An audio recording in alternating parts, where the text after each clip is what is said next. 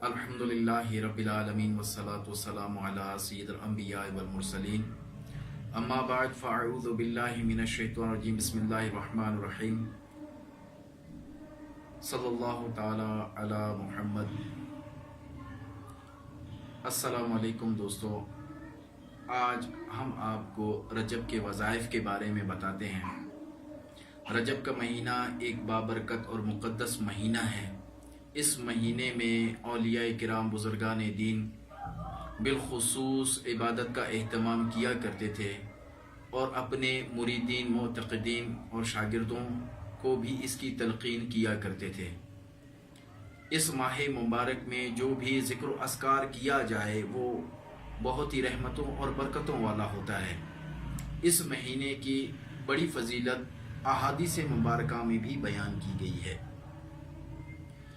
اس ماہ میں جو وظیفہ کیا جائے تو وہ کامل یقین کے ساتھ کیا جائے تو انشاءاللہ عز و جل آپ کی دلی مراد پوری ہو جائے گی۔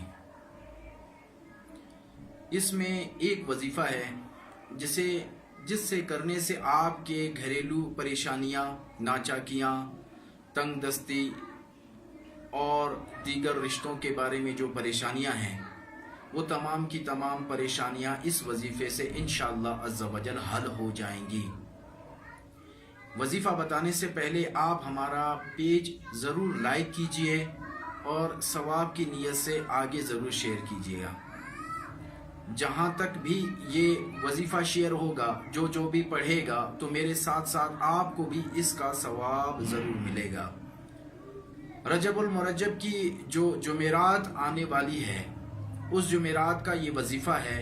آپ نے بعد نماز عشاء سورہ اخلاص 1000 مرتبہ پڑھنی ہے۔